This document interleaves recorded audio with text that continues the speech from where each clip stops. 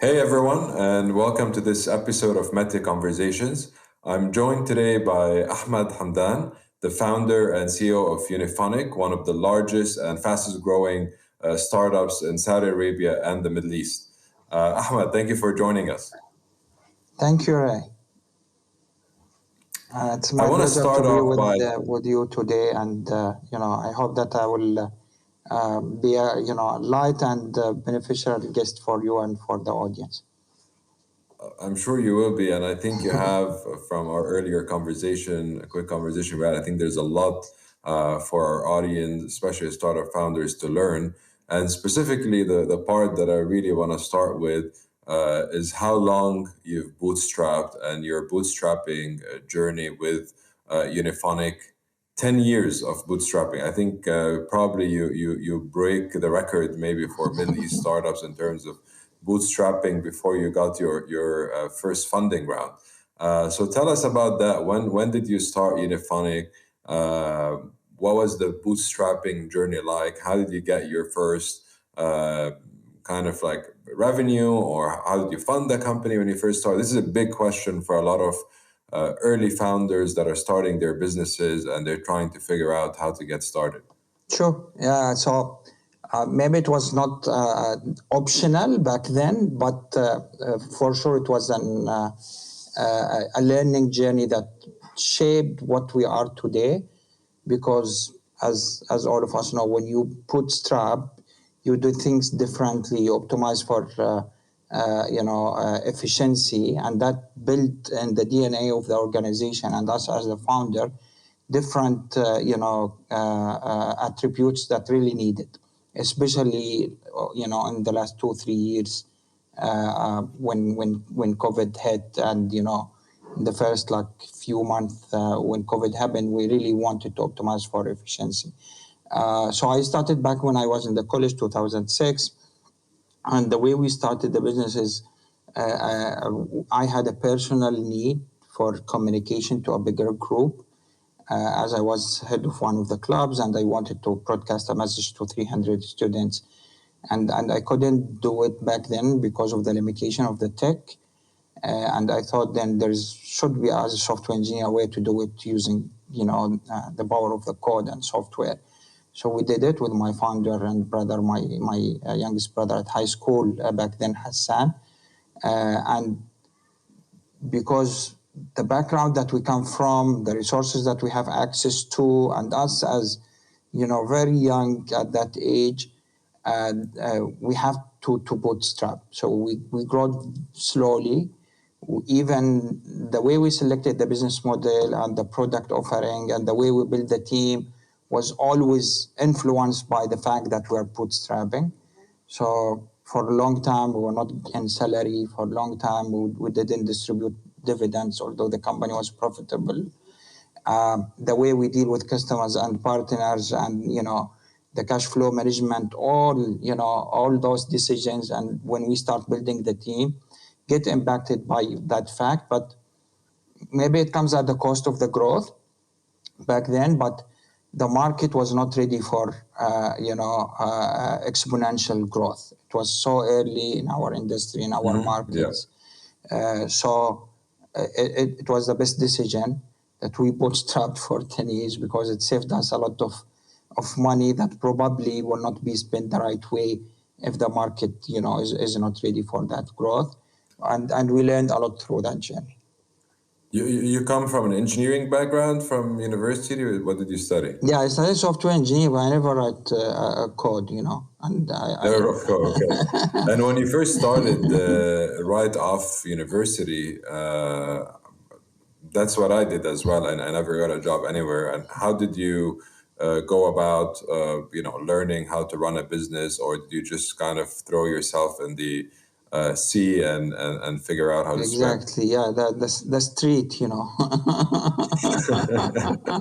That's how I got to learn So it's like the biggest school in the world, Lovely, and I think they had a different name, right? When you started, what was the name of Unifonic at the time? The name of that back then, that web-based application that we built was Risalati. So in Arabic, it's like my message. So we wanted to be, because it was targeted for B2C, by the way. We want it to be personal. Everyone feel that if he's like broadcasting his own message to his own people.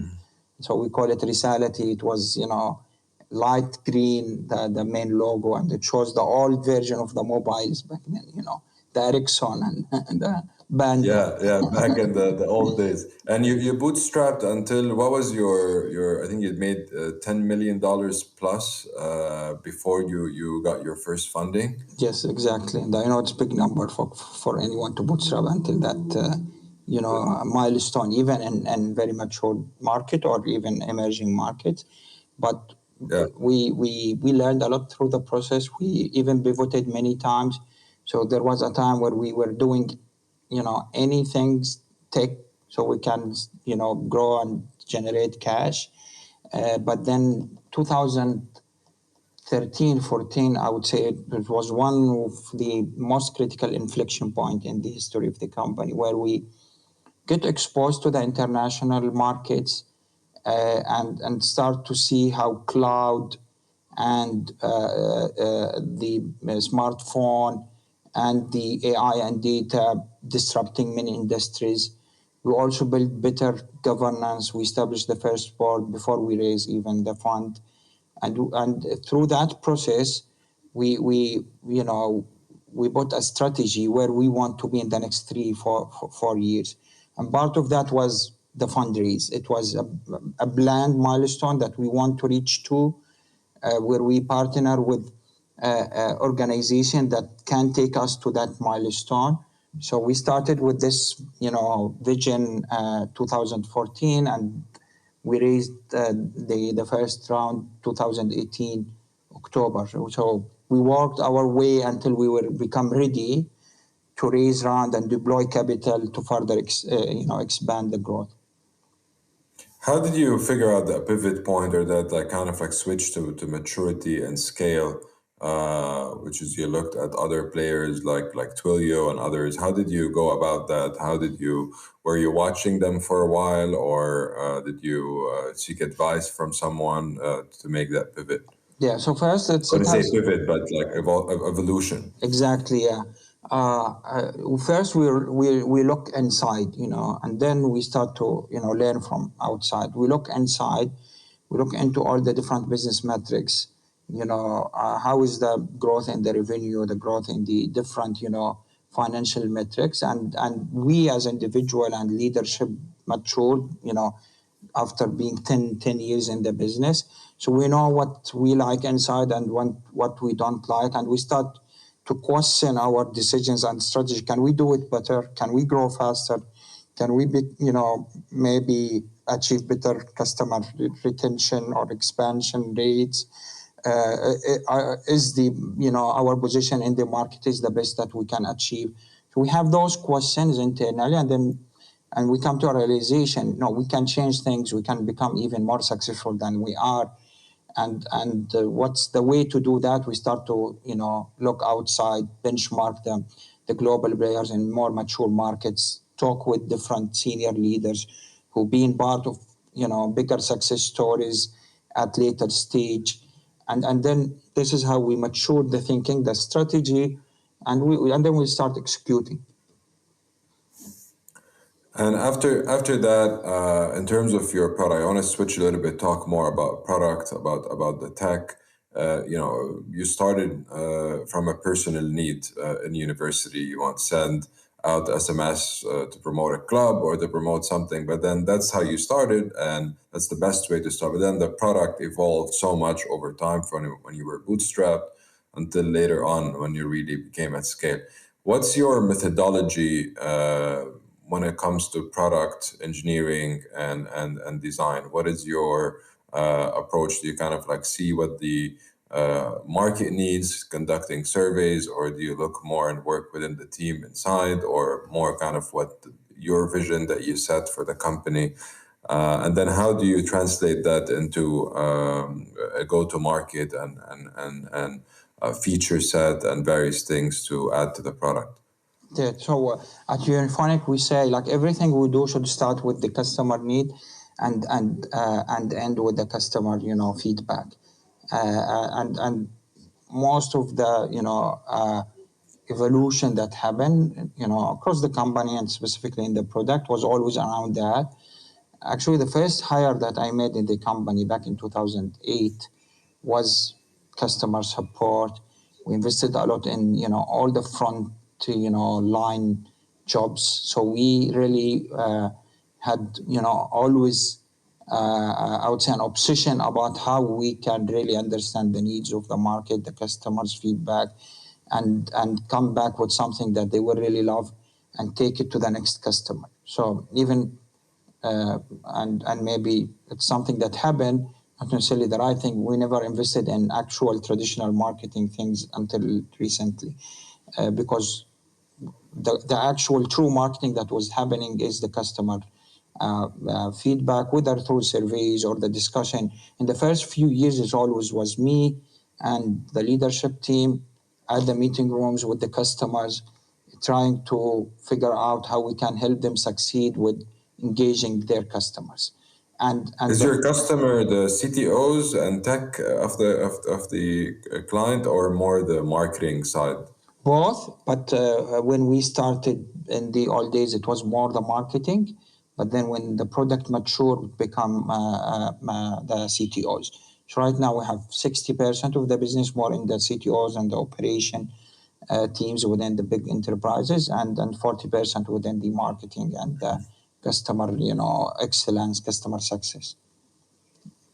How did you understand that kind of? Because I believe that shifted with the market as well. Because with APIs, kind of customers matured themselves. Did you try it out and then it didn't work, and then you're like, okay, now I need to focus more on the marketing, and then slowly transition? Because if you look at the international players, they mostly work with on the tech side, on integrating their APIs and so on.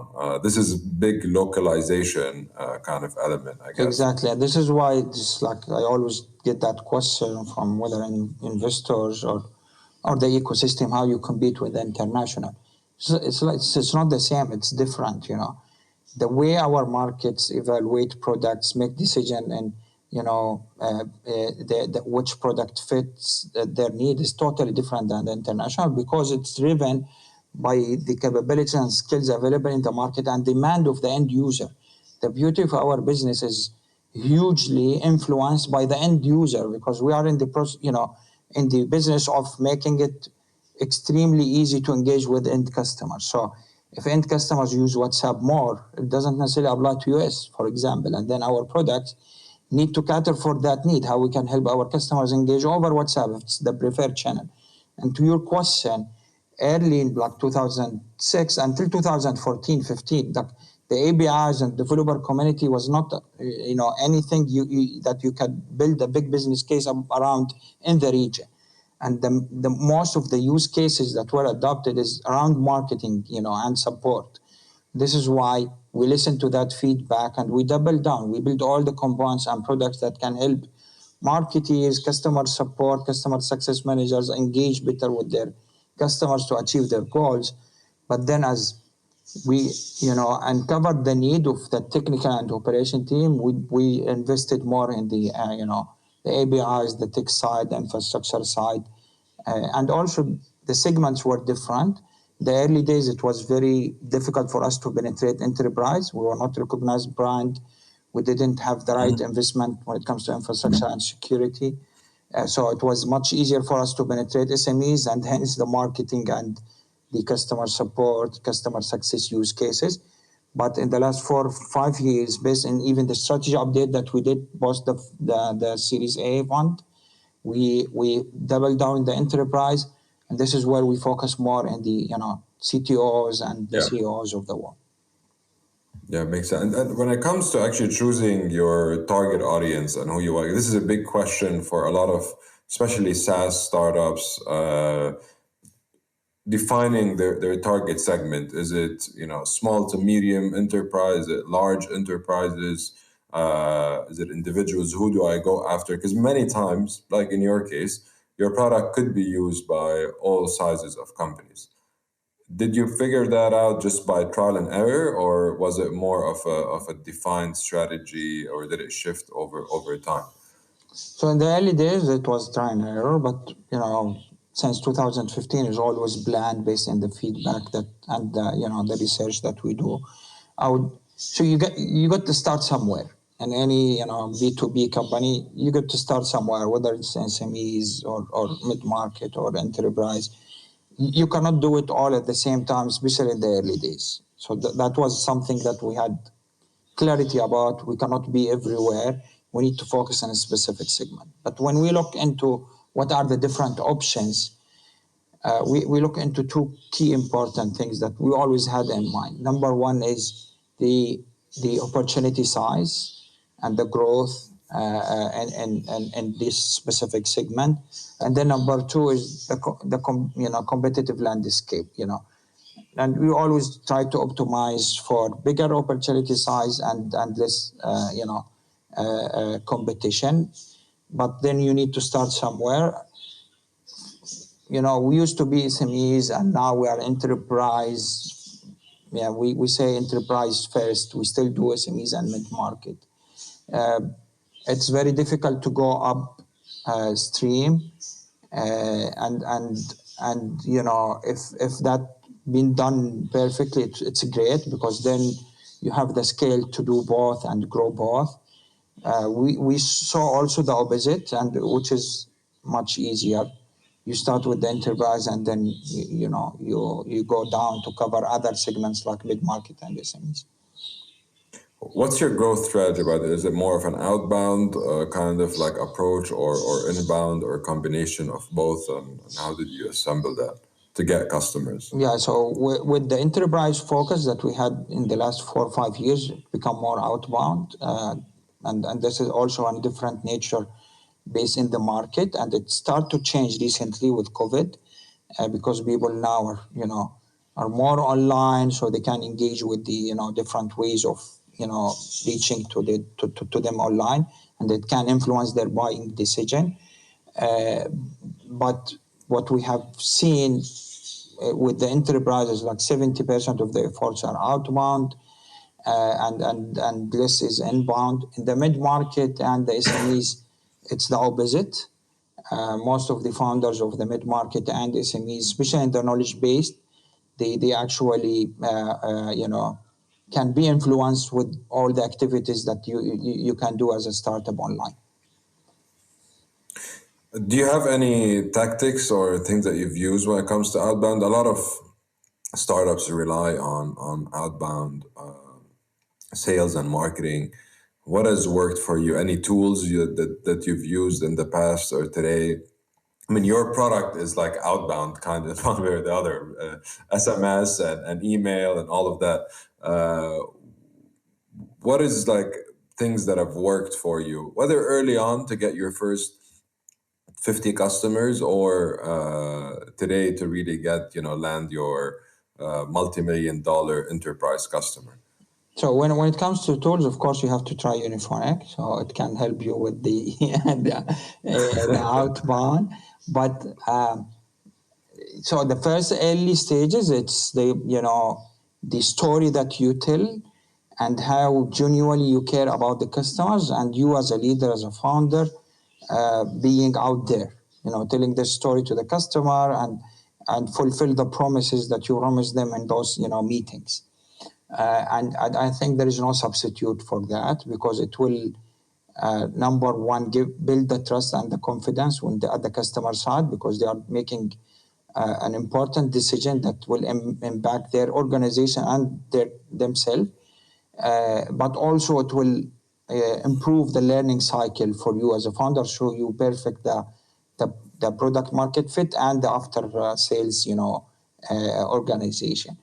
At bigger scale, one of the few things that really worked for us at scale is, number one, focused events for our customers. So most of them physical. I'm talking about the world before COVID and now recently in the last few months, when people become more back in physical events. So we are back as well at Step. So. That's great. Looking forward to that. Yeah. So this has really worked well when it's focused. So when there is a theme for the event and there is a special content prepared for the target audience, and this create a very good opportunity for your organization and the target customer organization to have a discussion about the product and the offer, whether directly or indirectly.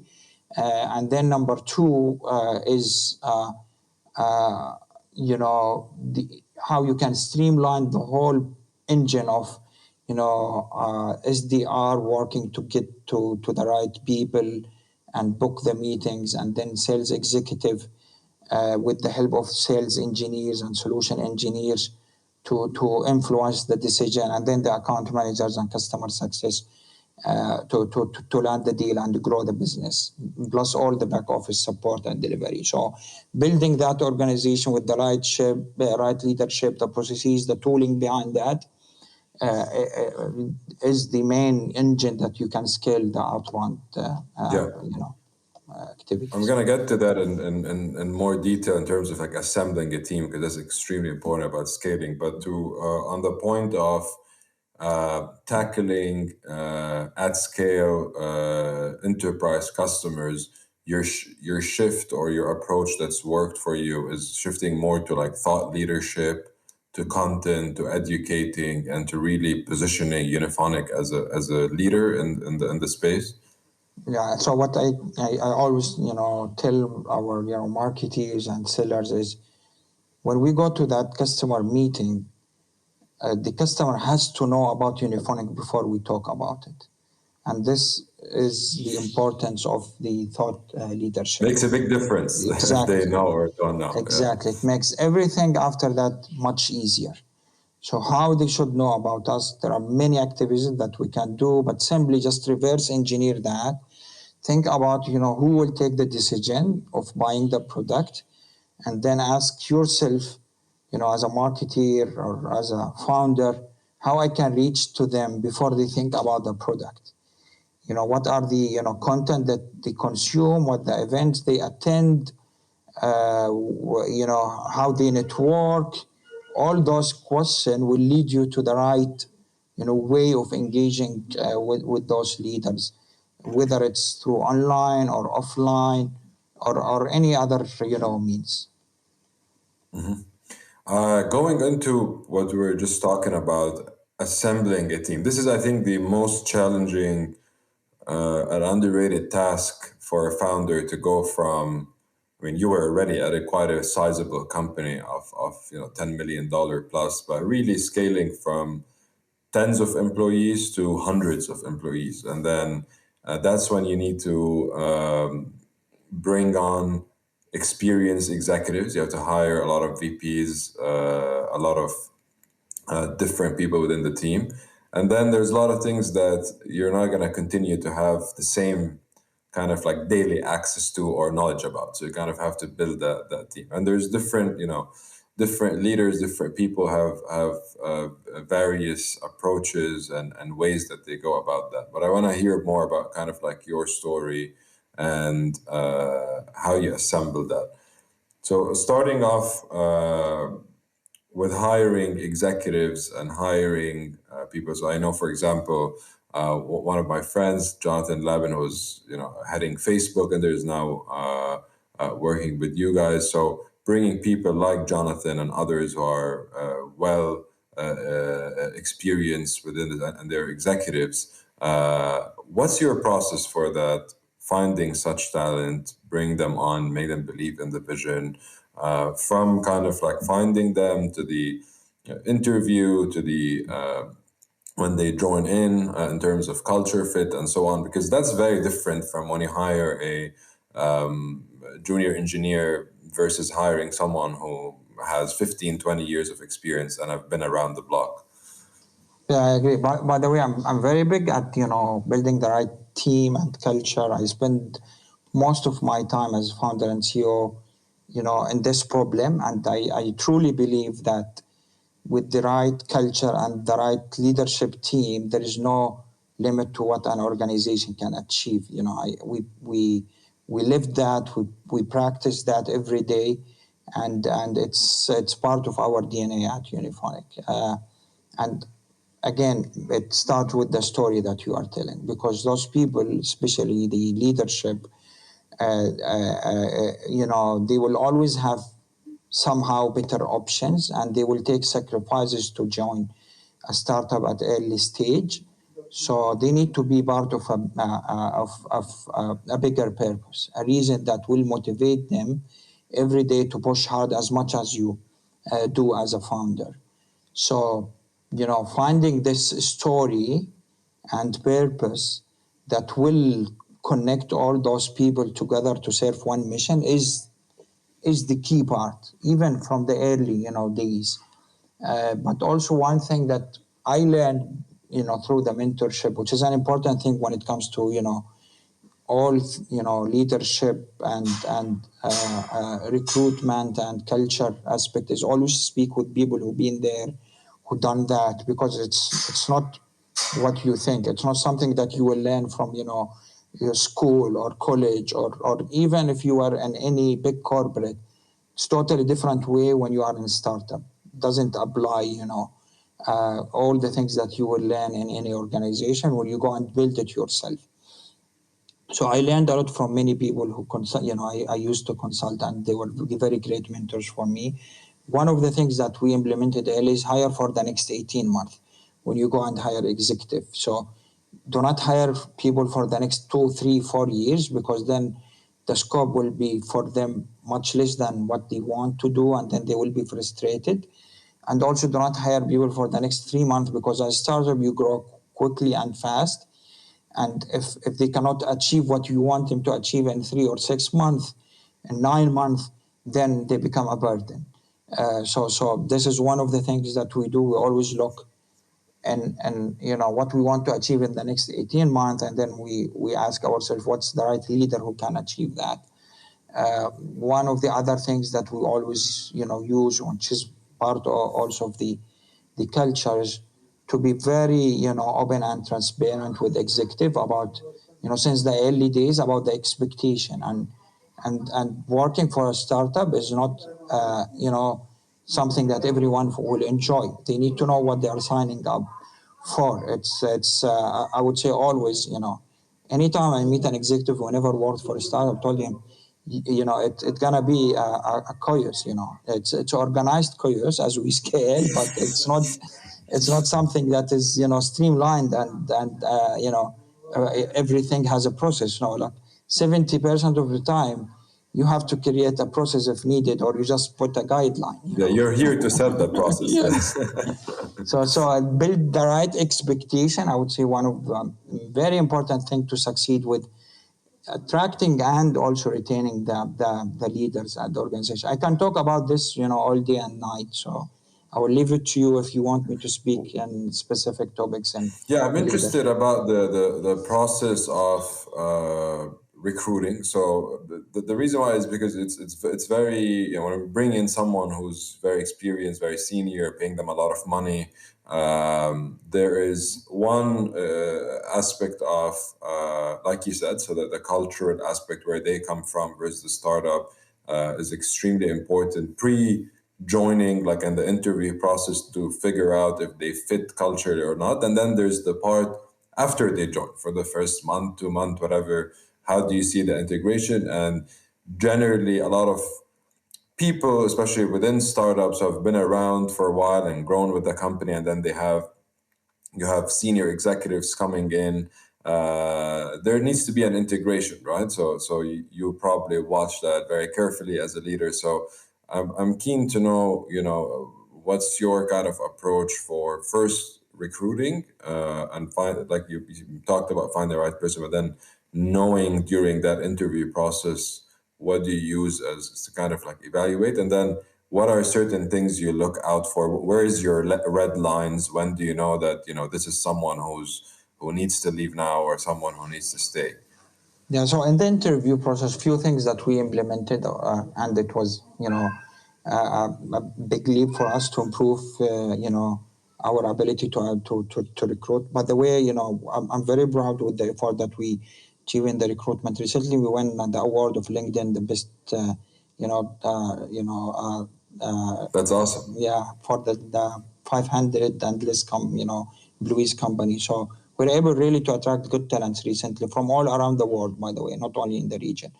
So, one of the things that we do, number one, we script all, the different things that we want to do in the recruitment, so it become not a personal decision. We optimize for the recruitment outcome to be the same, even if we change the people. And this will make the process, always optimized for the business goals, not the individual people, preferences. So, for example, me myself, I'm not the only one who have the decision to say yes, because at the end of the day, I'm human and I could be biased. Yeah, So I always involve, depends on the level of the people that we're hiring, but at least, if we're hiring a manager, so at least 2 or 3 other managers has to say yes. So people at the yeah. same level or higher, even. But And is it your so like from Ben Horowitz, for example? Remember now this example, he mentions that you involve other people in the process. You listen, you advise, but at the end of the day, it's a lonely decision that you have to take, and it should be your like you have to have the final call. Or just make that lonely kind of like decision, because sometimes people might be with or against and have different opinions. Do you believe in that, or do you believe so, more that so it's we a give kind that power to the hiring manager, but there is a veto for culture fit. So, for example, if that specific post will report into me, I'm the hiring manager, so I take the final decision. But there is a veto for the culture fit. So, if people in the decision said that this is not a culture fit, we do not hire. Because for the culture fit, everyone has to say hell yes, and this is the approach that yeah, we think works better. If you have doubts in the culture from the early days, it almost every time it's true. And you can tell that. So there is a probability that you'll do, false positive. So you let people pass and you discover they are not culture fit. But the probability to have, a true, negative is very minimal. If you have, an expectation that someone is not culture fit because of the behavior within the interview, they probably are. So this is one thing that we do in the interview and the recruitment. The final decision is the hiring manager decision, but there should be a committee and there is veto of if it's something related to the culture. Another thing that we also implemented, and it was great, in the early stage we hire generalists. So we hire people who are great leaders, good culture fit, but not necessarily, have all the technical, especially. yes, special skills in that specific area, because everyone are expected to do anything needed at the early stage. But then as you scale, we hire more specialists, because the complexity of the work become bigger, and then there are many things that specific that we want to achieve. So we started recently to shift toward hiring specialists. We still do generalists, especially myself, because there is always things new that we want to do as an organization and me as a CEO, and it's not necessarily clear today. So I still hire few generalist leaders every year, and then I assign them specific projects depends on the need, and the emergence of any new opportunity within the year. Makes sense. I want to talk about culture actually, because you brought that up. How do you assess for culture at Unify, or in general? Like, what is the definition of a culture? Is it like a written down checklist that you look at the person if they're a culture fit, or is it more of a feeling to like we feel that people belong or similar to us as individuals? What is because culture is used around a lot, but sometimes it's difficult to kind of break it down of what it actually is. Exactly. So for me, culture is how everyone at the organization based the principles that they based on what they take decision. So if they are in a situation and then they have two decisions to take, they choose A, not B. Culture has some impact in making that decision. And the way you build culture, it's top down thing. So start with the founder. So your own core values and principles that you believe in, it become pretty much the culture of the organization.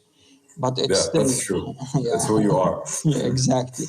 But as you scale, you need to make sure it's not only about you. Even the leaders in the organization are also sharing with you those cultures, and you need to evolve that and always question yourself, what's the right culture for that right stage within the journey of the organization. And us as individual, we also sometimes we upgrade some of the beliefs or we change some of the Yeah, principles that will also be aligned with the change that you will see in the organization. And this is why they say something I really experience myself. Being a CEO for a startup is not one single job like that you do the same across the years. Like I can remember that I am 5 different CEOs in the last 12 years, because every few years I need to have different set of skills which require different leadership style. And after you figure out that, then you communicate. So the second thing that you do after you figure out the culture and the core value is to over communicate that. Every time you engage with the teams, you recruit, I make sure every time we meet someone for the final interview that we spend half time talking about the culture. This is how you tell people it's very important for you, and they know what to expect and what not to expect. So number two is communication, and actually over communication in different shapes and forms. Whether it's written or verbal, or telling stories, or appreciation, or taking some tough decision because of the culture misfit. So this is number two. Number three is how you embed all the actions that you do in the when it comes to people around culture. So this committee of V2 about culture and the recruitment is one way to do it. The performance management appraisal or process and the 360 feedback is another way to do it. The normal meetings that we have, every managers at Unifonic are expected to have one-on-ones with their teams, with everyone. They report to them weekly, and part of the agenda is around the culture. So this is how you also make sure the culture is not just words, and nice, graphs and yeah. the walls. And actually, everyone is living it, and it impacts the success of them, their teams, and the organization. We measure even the engagement, they call it ANBS, and we measure the satisfaction and the experience of the teams and the employees, and many aspects of that, it measures the impact of the culture, because at the end of the day, you need the right culture that will produce the best outcome as team engagement and productivity and then business results. But I want to ask you, there is yeah, concept in the HR, something that really let me rethink the whole culture and engagement. They call it discretionary effort, and it they done research in 1,000 companies, and they figured out of the research that engaged people who work in the right environment and culture can produce 8 times as average people. And so wow. it really drives the outcome of the business. It's not something nice that you want to do.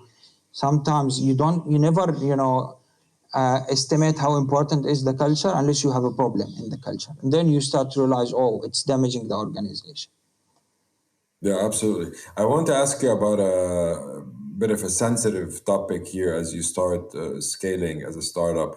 How do you avoid or stop or control company politics as you start scaling hundreds of employees, bring in different executives, hiring quickly?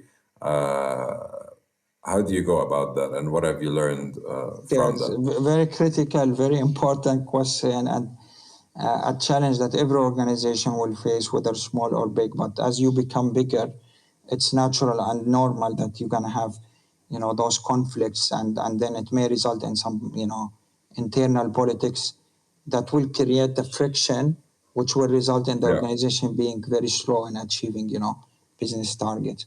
So number one, you know, is you need to to embrace it. So it will happen because Human nature. yeah, it's part of the human nature, especially as you grow, because you are making some changes in the scope and the levels and the compensation.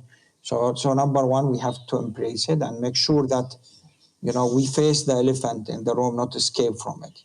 So and then tells to number two, we have to to talk about it, and we make it as a habit inside the organization that we check and get feedback specifically about this. So if I find any behavior or attitude or actions being taken that because of the motivation of personal interest that may be in conflict with the business interest of other people interest, we talk about it. We talk about it with the concerned teams very openly, and we involve, if it's needed, the managers or the HR to address the issue. Because if no one talks about it and no Yeah. one realize that it may happen, it will only grow. It will keep happening. Yeah. Exactly. Then number three, if it's necessarily, because it's not part of our culture, it's not culture that we want to build at Unifonic. It's actually against one of the main principles and core values that we have, which is being honest and transparent and work together as a one team to achieve the company goal.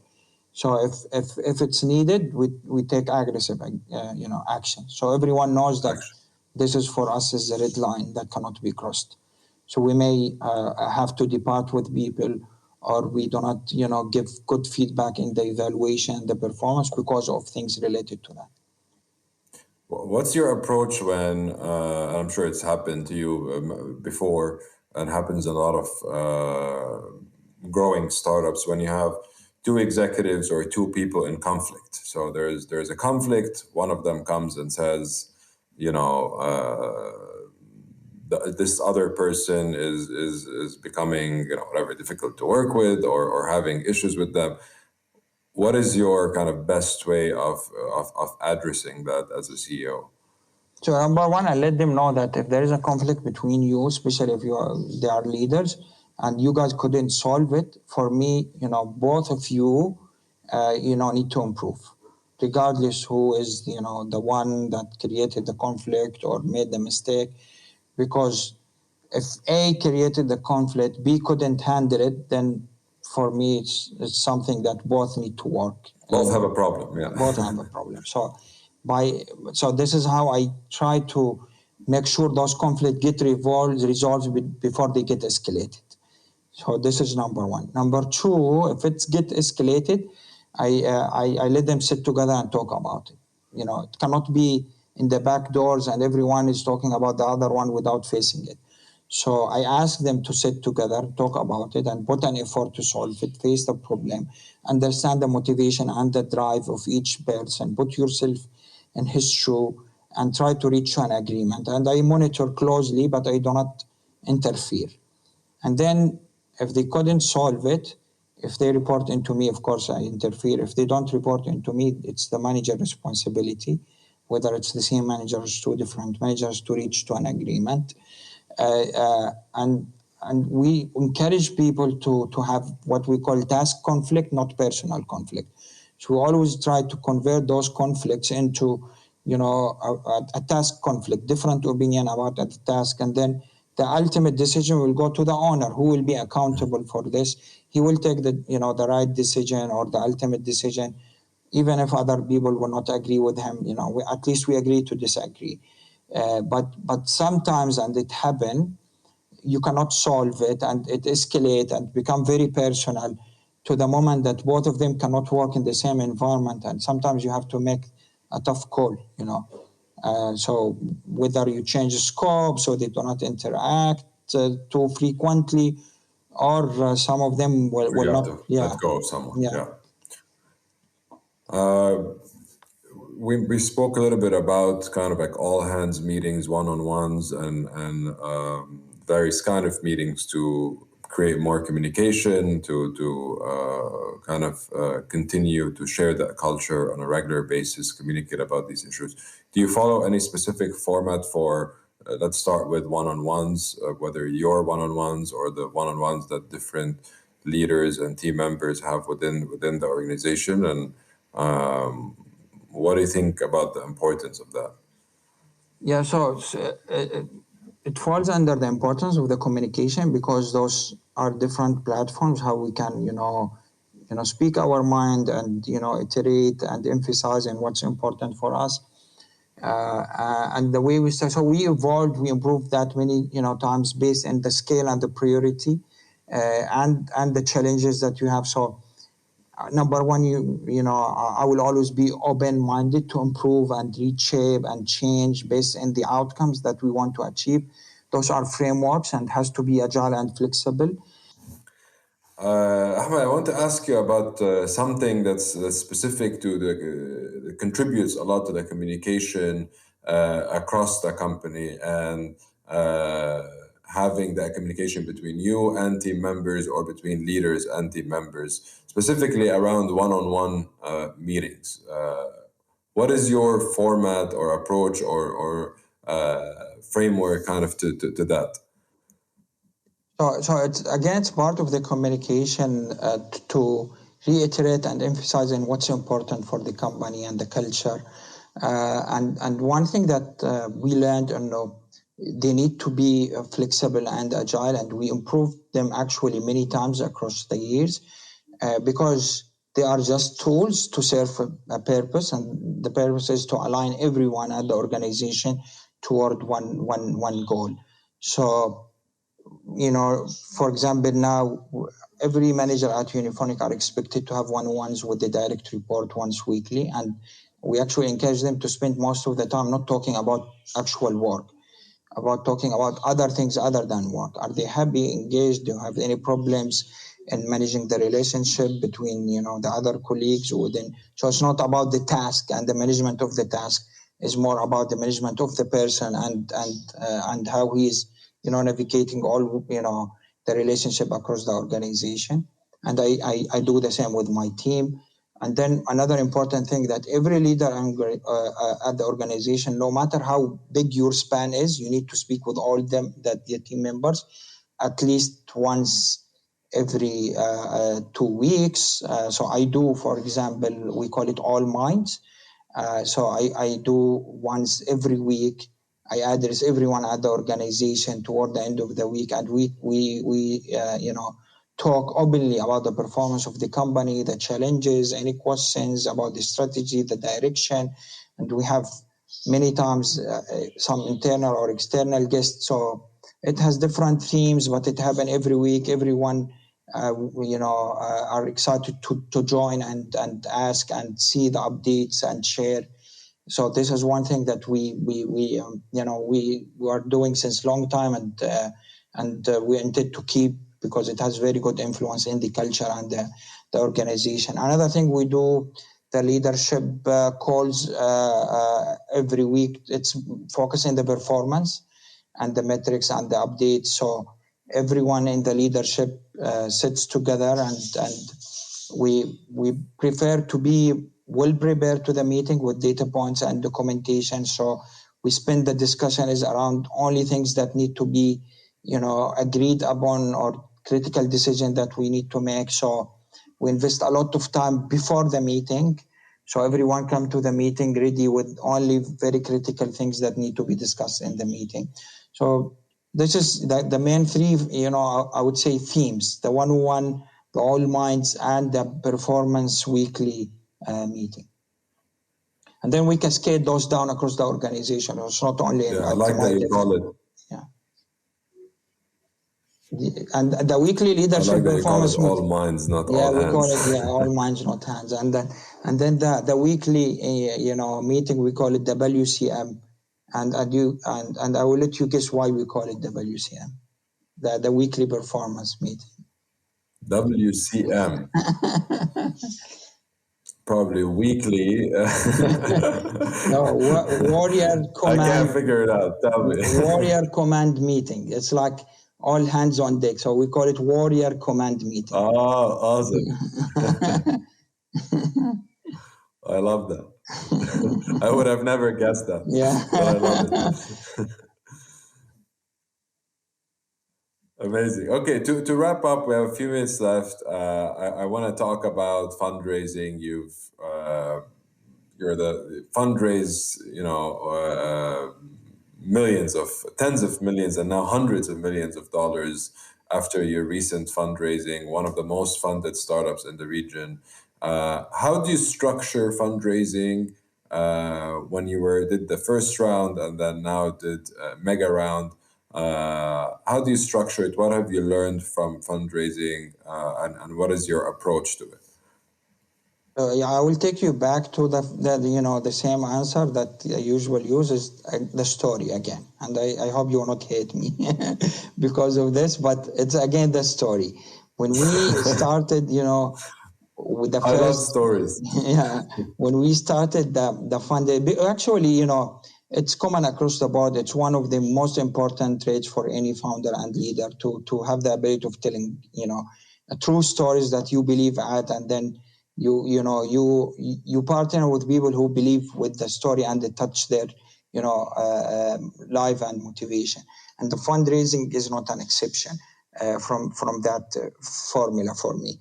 So you have a story that you believed at the story, you take that story to the market, you build a great team based on that story, and you start to get some results, and then you go and tell the story to the investors. So they become part of that story by giving you money, so you execute at scale.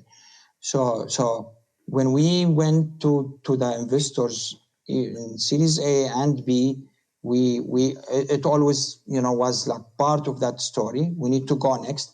Here what we are today, here what we want to achieve in the next 2 years, and here what we believe you can add value and resources to that story, and then everything else, just the details, you will learn through the process.